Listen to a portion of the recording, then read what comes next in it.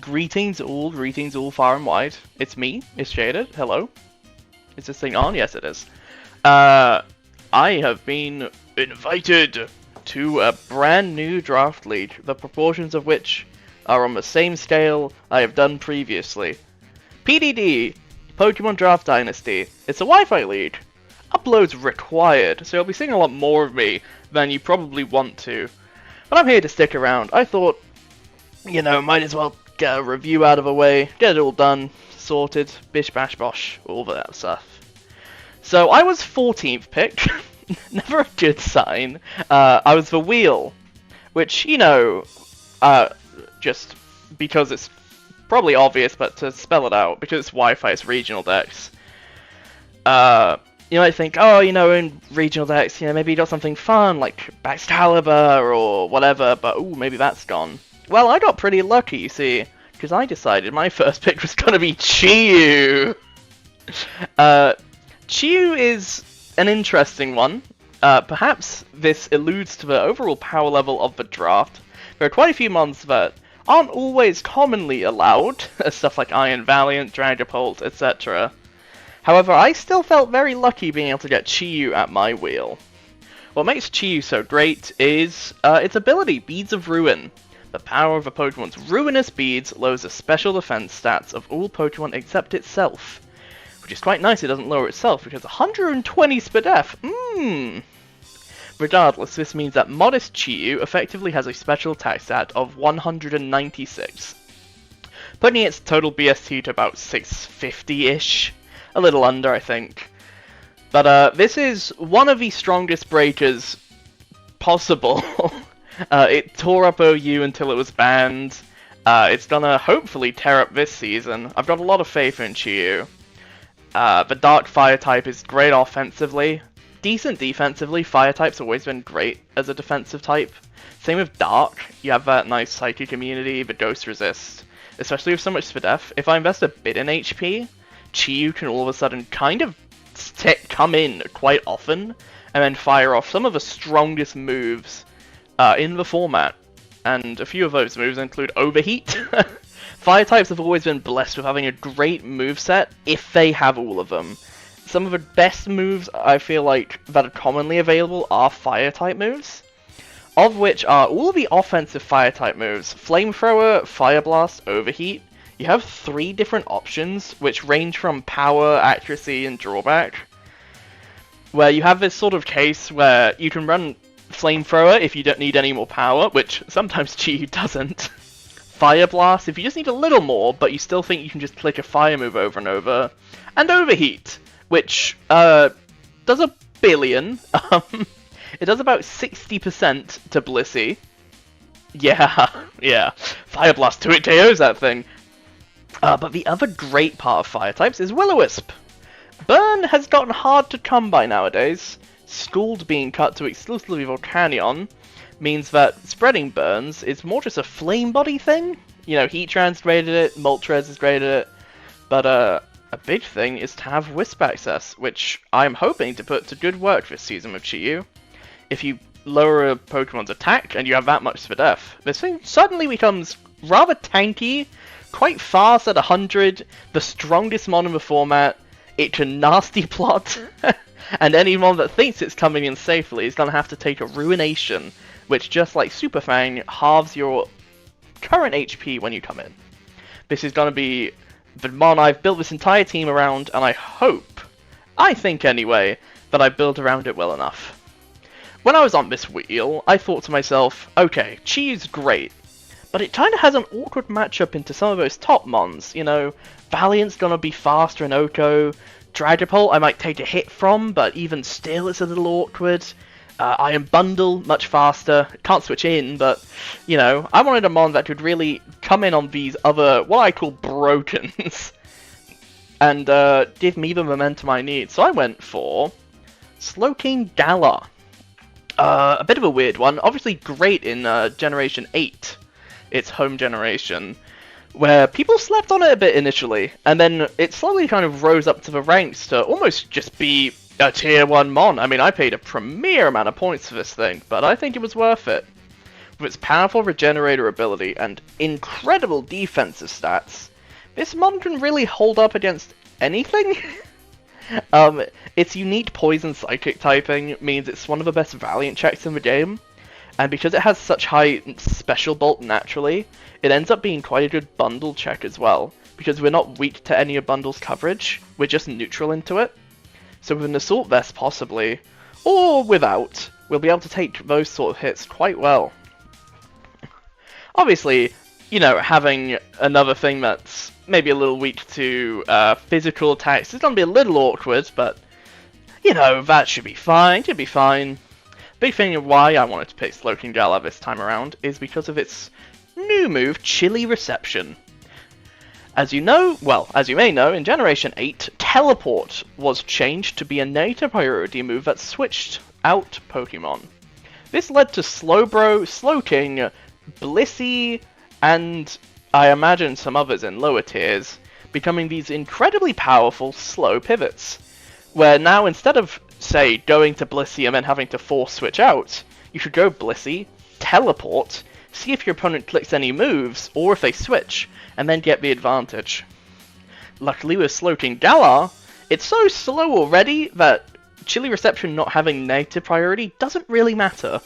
And the fact that it starts Hail, or what is now known as Snow, is generally not really important, but it comes up. Like, it's great against Weather Slowking now, which is really nice. It enables you to draft really powerful ice types, and just click Specs Blizzard, that sort of stuff. I think it's a really cool move for it. Of course, it has its stuff from last gen as well, Future Sight, Sludge Bomb, just great at coming in on stuff like Fairies really easily, a lot of fighting types as well. Just doing a bunch of damage. Slack Off means that even on sets where you're not running AV, you're able to stay healthy and heal often. It's just an overall very solid mon. I think probably the best defensive mon in the format, if you don't count Great Tusk as a defensive mon, because that one's a bit different. With these two though, I was weak to a few things. Ground was mainly my worry though. So I decided, let's get one of the better ground resists in the format. Rotom Wash! Don't know how this thing made it to me round 3, but I was very happy about it. With its Levitate ability, it's immune to ground, which usually troubles electric types. And with the very unique electric water typing, its only weakness is a 1x weakness to grass.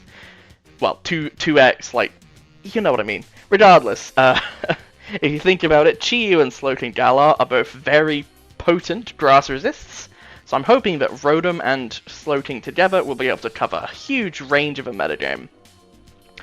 Rotom's claim to fame, of course, is its very unique, very strong stat spread. Its speed is great in that it can outspeed a lot of middling tier stuff if it needs to, and it's great with a Scarf, but you never feel forced to if you don't want to run that speed. Its HP, usually you're maxing it out, but its then defense and Spadef kind of make that HP better. It's a weird one. Stats are oftentimes a little misleading. If you think about Toxapex, for example, it similarly has this 50 HP stat, and obviously with much higher defenses, but regardless, Rotom will live longer than you expect it to. Even with losing Pain Split, with stuff like Protect and Leftovers, or, you know, any sort of means of getting health back, I think Rotom is a super sticky pivot that's able to come in on a lot really often, Volt Switch out, threaten ground types that try to block the Volt Switch with Hydro Pump, and if a Grass type does come in on it, well, they'll have to deal with Slowking Galar or Chi-Yu. It may have lost a couple moves, but it kept what made it so good. You know, Hydro Pump, Volt Switch, just really strong stab combination of Electric Water. It's ruled by Dragons and Grass types, of which Grass types are being trounced by the team right now, and Dragon types are in a weird spot, because Dragon types very often are kind of a pivotal point of a team. People are like, oh, this is my Dragon, it's going to go crazy, let me switch into Rotom, and you get burnt with Will-O-Wisp, you get paralyzed with Thunder Wave, you're in a real state. Rotom's just one of those that really just can do anything whenever you want it to. This is a great kind of secondary check to a lot of those scary mons I was talking about before, because just max HP, max defense Rotom can take on most physical attack as well. Max Speed F Rotom can take on most special attackers and spread back either Thunder Wave, Will-O-Wisp, I can Volt Switch, this, that, and the other. Rotom's going to be a very interesting part of his team, and I'm hoping that what it's lost doesn't make it lose the luster it's had in the previous generation. Now, at this point, I'm kind of feeling good. Like, I've got Slowking, I've got Chi-Yu, I've got Rotom. One thing I'm kind of lacking, though, is speed. And we're also going to be talking about Terra. Terra's a weird mechanic. It's a silly one. I picked up Cyclizar. Now, let me explain. I'm a big fan of Cyclizar. This fella was 8 points, which is very good value in regional decks when you go... I think it was 19 to 1. Cyclizar has a lot going for it. Its Regenerator ability, as we saw in Slowking, is an incredible way of getting Miss Mon, which, as you can see, doesn't have the best defensive stats in the world, to last quite a while over a game. Its speed is the exact same as Tornadus Therian, and provides a really good backbone for my team, where a lot of the time I'll be able to think, oh, don't worry, Cyclizar's faster than that, and it's able to use its, well, what looks like middling offensive stats to good use. Because what Cyclizar's great at doing is being an absolute nuisance with its move pool. With Rapid Spin, it's one of the premier forms of removal in the tier, with moves like Knock Off and U-Turn, giving it great support utility. And because it's a dragon, it gets access to a lot of really strong moves like Draco Meteor. The most common set you probably see in UU is exactly this set right here. It's Draco, Rapid Spin, Knock Off, U-Turn. And really, it's shockingly how good this set is. You run a lot of special attack, you have a really high power move in Draco Meteor, to where that special attack starts hitting more powerfully. You're able to run Life Orb very easily on Cyclizar, which means that you're hitting with extra power as well. Cyclizar turns from, oh, it's just 85 special attack, to something that you start to fear as much as, well, I won't say Nidoking, but a similar sort of thing applies, where you have this really strong Mon that's offensively good, defensively has utility, and is able to just click really high power moves over and over with a Life Orb. Why did I let Cyclizar be Terra, though? Well, sometimes normal dragon gets into a bit of fuss, you know. There's a couple of things that annoy it quite a lot, mainly fighting types are a bit awkward, and fairies as well. So I decided to just become the answer to those two types, becoming a steel or a fairy type. This gives Cyclizar some much needed sort of solid defense. As much as I love the dragon type defensively, being able to change to a steel type with Regenerator and just spamming Knock Off and U-Turn over and over, I think will be really good. And fairy type as well, I think, is going to be very good to kind of turn the table on both opposing dragon types I may have to come in on and then revenge with Draco Meteor, or similarly, coming in on potentially those fighting types, and then clicking maybe a Terra Blast, maybe a Draco Meteor, whatever's really necessary. I think Cyclizar is going to be a huge part of his team. It's going to come to a lot of games, it's going to have to do a lot in those games, but with how good its moves are, its ability, its speed, and the rest of the stats are a little middling, but I think Cyclizar's got its work cut out for it, and it will shine. Move on to our next wheel, and, you know, I don't have enough special breakers! I only have 4! So I decided to pick up Hooper. This is a second Psychic type, but it's a lot different to how Slowking Gala performs. While Slowking's going to be defensive more often than not, Hooper is a bit of a demon offensively. You're seeing that right, 150 special attack, and what I think is quite useful, 110 attack. Hooper can kind of get through anything. Magician as an ability, who cares, it doesn't really do anything. Unfortunately, it's the only one it has, but makes up for that ability by having such strong, powerful stats, and, you know, decent coverage. One thing Hooper's always kind of lacked is, special fighting coverage and fairy coverage.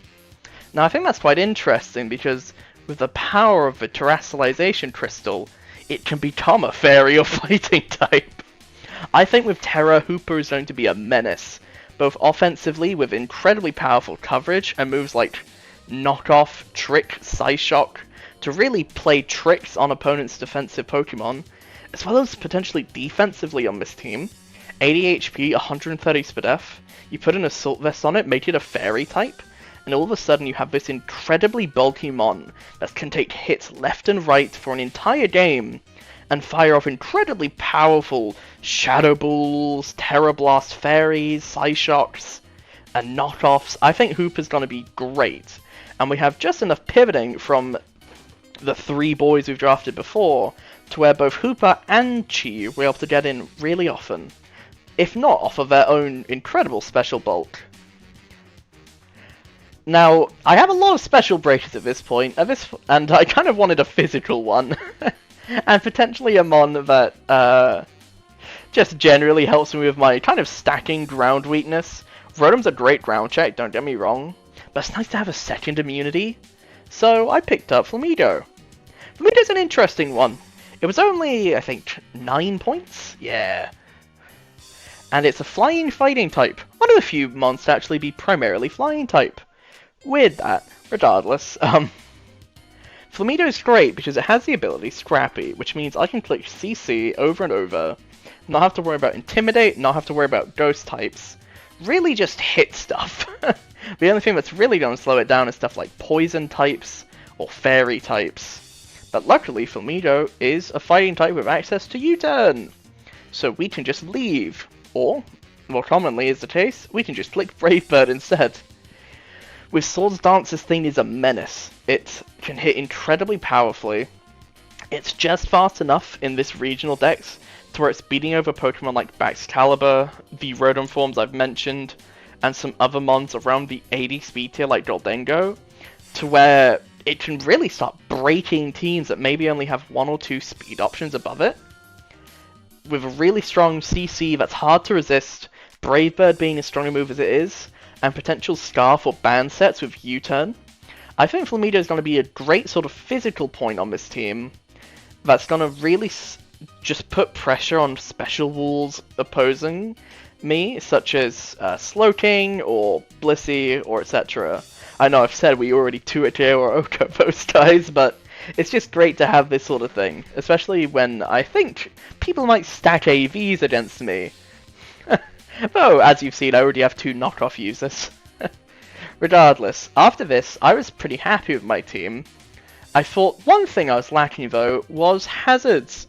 As you see me not mention at all, I have one form of removal right now, in the form of Cyclizar. Rotom unfortunately lost Defog, and Flamigo doesn't learn it either. And I'm also in a bit of a spot where I have no Stealth Rocks, no Spikes. So my next 2 picks were going to change that, first of all with Quagsire. Quagsire is interesting. In previous gens, this was a bit of an anchor on stall teams, because of the ability Unaware. When attacking, the Pokemon ignores the target stat changes, which is the description in-game, but it's not entirely true. What you're really using Unaware for is to ignore the opponent's attacking stats from their increases. This saves you from anything like Sword Stance, Nasty Plot, Quiver Dance, etc., but it doesn't save you from Choice Band.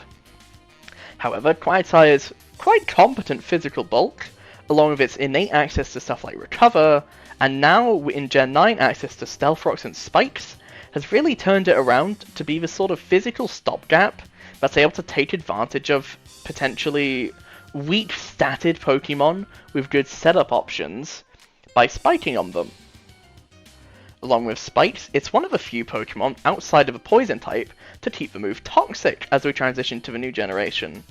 This has always been an advantage of Quagsire in limited dexes, and I have that same sort of thing in Generation 8. But here it's just as exceptional.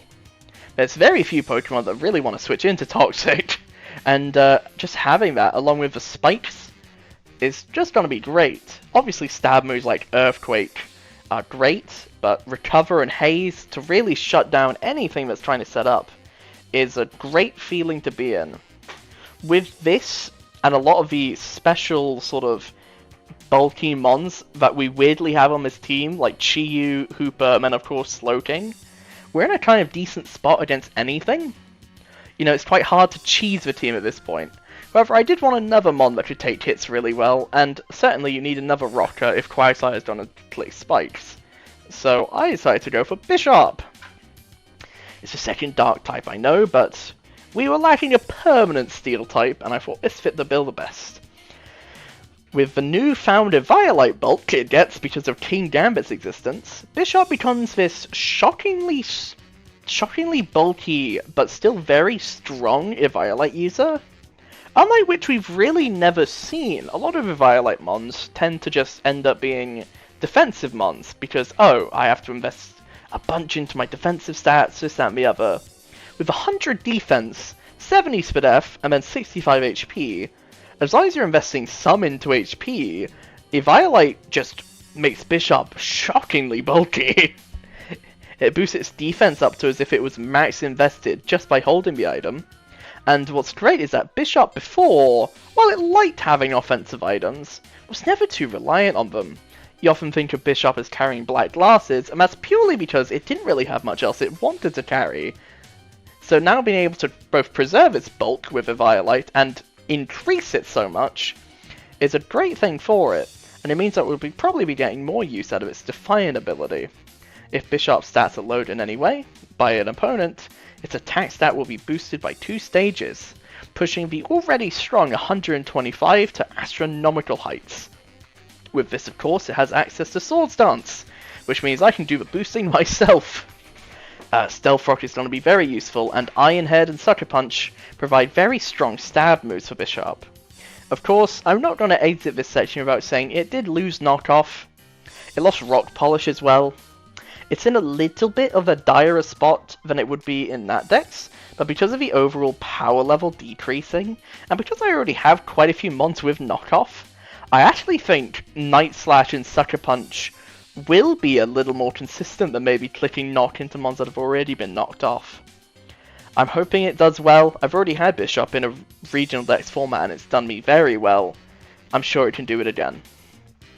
After this though, with 2 very competent rockers now, another couple physical mons, sort of almost physical walls with Bishop Quag, you can kind of see that in 8 mons the team's rounded out pretty well. I have 9 points left at this point, and I think, okay, there's a couple of things I might want. One is an ice type, which we'll get to, and the other is, you know, I don't really want to face this mon. Oh, sorry, I had 22 points at this point. And I thought, let's get another physical mon that bridges the speed between Cyclozar and Chiyu, so I went for Lycan Rock Dusk. Offensive rock types are hard to come by, but anytime they're good, they're really good. Lycan Rock's Tough Claws power up its contact moves by 30%, pushing its already quite high 117 attack even higher. With this, it's access to, once again, Swords Dance, a Cell Rock, its signature move, which is a quick attack clone, but with Tough Claws is even stronger. Close Combat becoming almost 150 base power, I think even more so, and Play Rough as really good coverage to hit potential other rock resists, like potential dragons or ground types or whatever. Lycan Rock makes a name for itself as a very competent all-around physical threat. Very few types and mons really like switching into rock types. Generally it's ground types, which again with Rotom, with Quagsire now, and with Flamigo, are quite punished on this team.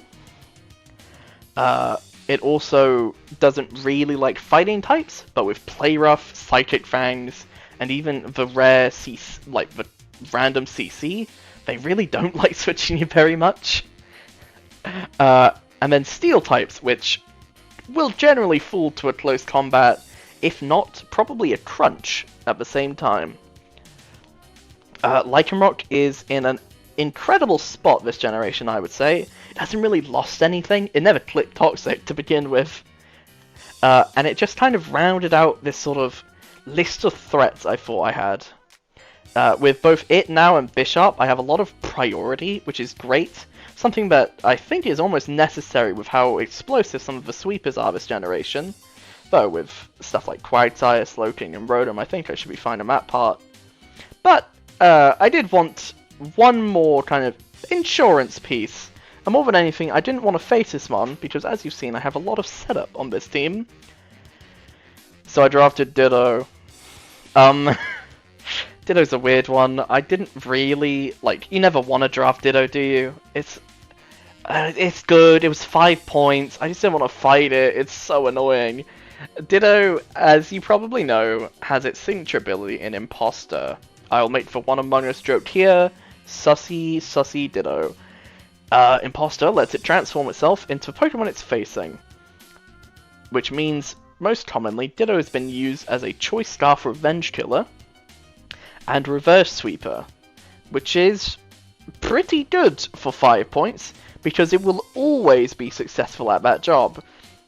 Opposing Pokemon can't carry moves that they themselves would die to in return, because Ditto would use it and sweep with it. Which puts a lot of teams in quite rough spots when they're thinking about how they can take on teams. Along with that, Ditto itself is great for scouting. You can just switch it in on something. Oh, they have this move, this bit of coverage, this, that, and the other. You kind of get put into a decent spot. You take on every stat your opponent has except for HP, which means you're always running max HP Ditto, which sometimes can make you bulkier than the maybe offensive mon you're facing. Oftentimes you're less bulky, but even still, you're just about there. Generally, Ditto probably won't come to many games, but I think what's going to be really important is the impact it has on prep, where opponents really have to consider this mon. They have to consider Quagsire, but at the same time, how are they going to break through Slowking, Eviolite Bishop, Rotom Wash, etc.? I think Ditto is just another layer onto how do I deal with this team sort of nonsense going on. Lastly though, I had 4 points left at this point, and I should probably introduce that Ice type I was talking about. At this point, the only Ice type I thought was really good enough to actually go into Chilly Reception was Glaceon. With Ice Body to heal itself, a high special attack stat in 130, and access to very powerful stabs in Blizzard, Freeze Dry, and Ice Shard, along with a newly gathered Calm Mind, Glaceon is in a pretty interesting spot. If you don't know, Snow does a couple of things this generation. It no longer chips you like Hail does, however it increases Ice type's defense by 1.5 times. The same as Sand does for Rock types. This means that if I Chilly Reception into Glaceon, its defense stat becomes higher than Bishop's with a Violite. It's close to 170-ish. I think it's probably higher if I invest. Along with that, its special defense at 95 is not bad, and Calm Mind can let me boost that and its high special attack even further. Freeze Dry is one of the best moves ever made, despite its low base power. The fact that it has, 2 types resisting it is quite impressive.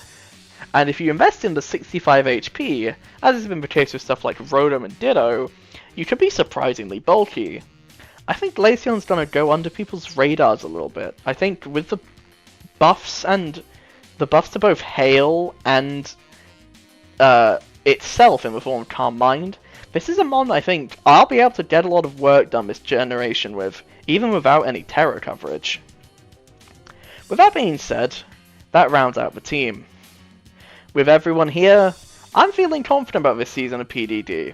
I think I've got a lot of ways to get my very powerful Pokemon in. I've got a lot of very powerful Pokemon. Just enough utility to make sure I'm not losing to stray hazards, and I can get my own up if necessary. I think I'm really able to do just about anything with this team, and I'm really happy to be using it, and to be a part of PDD. Shoutouts to that league, of course. Shoutouts to KJ in said league for occasionally giving me some advice and inviting me along for the ride. Shoutouts to myself for being awesome. Shoutouts to Clay, I think I bothered him about this team a couple times. Thank you everyone. It's gonna be an exciting season. I hope we're all ready to battle, because I sure am.